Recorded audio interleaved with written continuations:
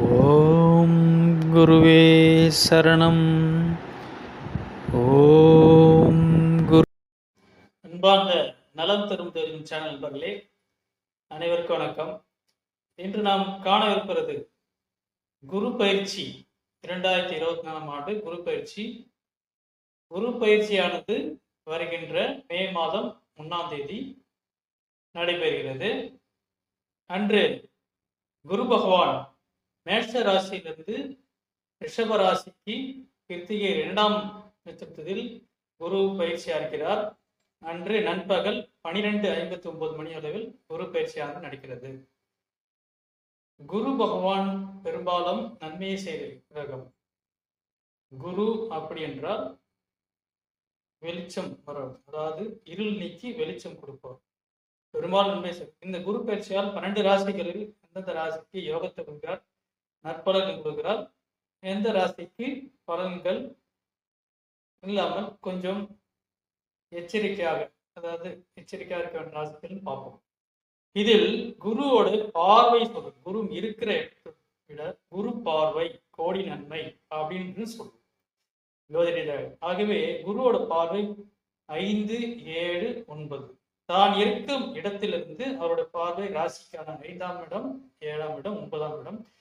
இதில் விசேஷ பார்வைகள் அவருடைய பார்வை பார்க்கும்போது 9ஆம் பாடு மிக மிக விசேஷமான பார்வை. ஆகவே இந்த குரு பயிற்சியால் நன்மை கிடைக்கிற கிரகம் அப்படின்னு எடுத்துக்கொண்டா குரு ரிஷப ராசியிலிருந்து கன்னியா ராசி 5ஆம் பார்வை, அவர் 7ஆம் பார்வையால் விருச்சிக ராசியும் 9ஆம் பார்வையால் அவர் மகர ராசியும் பார்க்கிறார். ஆகவே கன்னி ராசி, விருச்சிகம், மகரம் இந்த 3 ராசிகளும் மிக மிக நற்பலன்கள் கொடுக்க வேண்டிய இந்த குரு பயிற்சியால் அவர்களுக்கு கிடைக்கிறது. அதாவது அதே போல் அவர் இருக்கிற இடம் அப்படின்னு சொல்லும் போது பார்த்தீங்கன்னா குரு எந்த ராசிக்கு நற்பலன்கள் என்று பார்ப்போம். மேஷ ராசிக்கு அவர் 2ஆம் இடத்தில் இருக்கிறார், தனசாஸ்திர தனகுரும் அப்படின்னு சொல்றோம். அதே போல் அவர் கடகராசிக்கு அவர் ராசியிலிருந்து கடகராசிக்கு அவர் லாபஸ்தானம் 11ஆம் இடம் என்று லாபஸ்தானத்தில் லாபகுரு. அதே போல் கன்னி ராசிக்கு அவர் பார்த்தீங்கன்னா இப்ப லாபகுரு, அடுத்தது பாக்கியஸ்தானம் அடுத்தது. ஆகியவை கன்னிராசிக்கு நன்மை. அதே போல் 7ஆம் இடம் என்று சொல்லப்படும் அந்த ராசிக்கு பார்த்தீங்கன்னா ஒரு விருச்சிக ராசிக்கு, அந்த ராசிக்கு குரு 7ஆம் இடம் கலத்திர குரு என்று சொல்லுவோம். அதே போல் மகர ராசிக்கு அவர் 5ஆம் இடத்தில் இருக்கிறதுனால அவர் பூர்வ புண்ணியஸ்தானம் என்று கூறிய திடீர் அதிர்ஷ்டம் கொடுக்கக்கூடிய 5ஆம் இடத்து உத்தர குருவாக அவர் இருக்கிறார். ஆகவே இந்த குரு பயிற்சியில் நன்மை கொடுக்கிற கிரகம் ஏனென்றால் மேஷம், கடகம், கன்னி, விருச்சிகம், மகரம் இந்த ராசிக்காரர்கள் அநேகமாக அவர் நற்பலன்கள் 80% அல்லது 90% கிடைக்க வாய்ப்புள்ளது. இதில் மேஷராசிக்கு லாபகுருவா இருக்கனால மேஷராசிக்காரர்களுக்கு மிக மிக நற்பலன்கள், அதாவது அவர்கள் தனம், குரு பகவான் எதுக்குன்னா தனம், புத்திர பாக்கியம் இவைக்கெல்லாம் திருமணத்துக்கு அவர் குரு பகவான் உகந்தவர். ஆகவே அவர்களுக்கு தனசாதன அவர்களுக்கு பொருளாதார உயர்வு இருக்கிறது. மேஷராசிகள் மிகப்பெரிய பொருளாதாரம், சம்பாதனம், பொருளாதாரம் உயர்வு. அதே போல் அதுக்கு அடுத்தது கடகராசி என்று கடகராசிக்கு லாபகுரு, எந்த தொழில் தொடங்கினாலும் எல்லா இதுலையும் அவருக்கு லாபத்தில் குருகள் லாபமாக இருக்கும். அதான் அவர்களுக்கு லாபகுரு. அதே போல் கன்னிராசிக்கு பார்க்க போனோம் பாக்கியஸ்தானம் 9ஆம் பாக்கியஸ்தானம் இருக்கிறதுனால எல்லா விதத்திலையும் அவருக்கு திருமண யோகம், புத்திரபாக்கியம் எல்லாமே கிடைக்கும். அவர்களுக்கு எல்லாமே தொழில் ரீதியாகவும் எல்லாமே அவளுக்கு அமைகிறது. விருச்சிக ராசிக்காரர்கள் கலத்திர குரு 2ஆம் இடம் இருக்கிறார்கள். விருச்சிக ராசிக்கு திருமண யோகம் எல்லாம் கிட்டும், வெளிநாட்டு யோகம் எல்லாமே இருக்கு. அவர்களுக்கு விருச்சிக ராசிக்கு இந்த வருடம் முழுவதும் குரு பயிற்சினால் நன்மை கிடைக்கிறது ஒரு காலமாகும். மகர ராசிக்கு மிக மிக நன்மை.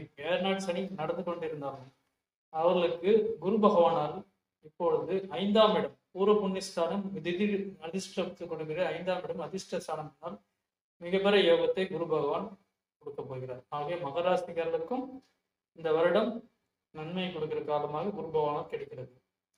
இவையெல்லாம் குரு பகவான் அவருடைய பார்வையினால கேட்கக்கூடிய விசேஷ பார்வை கிடைக்கக்கூடிய 5, 7, 9, அதாவது கன்னி ராசி, விருச்சிக ராசி, மகர ராசி மிக மிக யோகத்தை பெறக்கூடிய கிரகமாக ராசியாக அமைகிறது. அதே போல் குரு பகவான் எந்தெந்த ராசிக்கு நற்பலன் இல்லாமல் கொஞ்சம் எச்சரிக்கையாக இருக்க வேண்டும் அப்படின்னு சொல்லி பார்த்தால் அவர்களுக்கு மிதுன ராசிக்காரர்கள் கொஞ்சம் கேட்டீங்கன்னா மிதுராசிகள் 12ஆம் இடத்தில் விரய குருவாக அமைகிறார். 12ஆம் இடம் வரும்போது அவர்களுக்கு விரய ஸ்தானத்தில் இருக்கும்போது எந்த தொழில் தொடர்ந்தாலும் சிறு எச்சரிக்கையோட தொழில் தொடங்கத்தை நம்ம பார்க்க வேண்டும். அதே போல எது எடுத்தாலும் அவருக்கு விரயமாகும், அதாவது லாஸ் ஆஃப் கெயினும் லாஸ் தான் அதிகமாகும்.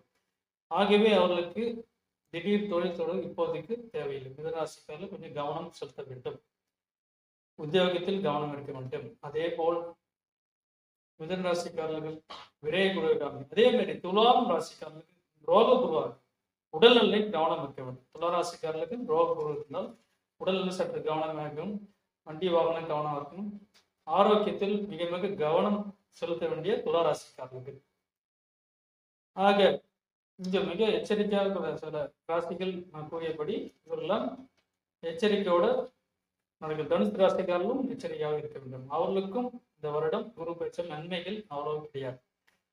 ஆக இவையெல்லாம் நம் கணிப்பில் மற்ற ராசிக்காரர்கள் ரிஷபம், ஜென்ம குரு, இவர்கள் கும்பராசிக்காரர்களும் ஓரளவுக்கு பரவாயில்லை.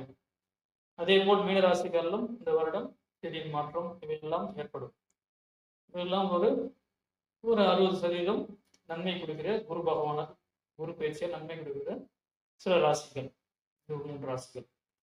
ஆக மிக யோகத்தை அள்ளி கொடுக்கிற தனயோகம், சுரபாக்கியம், திருமணம், தொழில், உத்தியோகம், லாபஸ்தானம், பொருளாதாரம் இவையெல்லாம் திடீர் யோகத்தை வரிசை கொடுக்கிற இந்த 3 ராசிகள், கன்னி ராசி, விருச்சிக ராசி, மகர ராசி, இந்த குரு பயிற்சிகள் அநேக நன்மைகள் கிடைத்து பெற்று எல்லா கிருஷ்ணாமூர்த்தி குரு பகவானை வேண்டி குருவே சரணம், குருவே சரணம், குருவே சரணம்.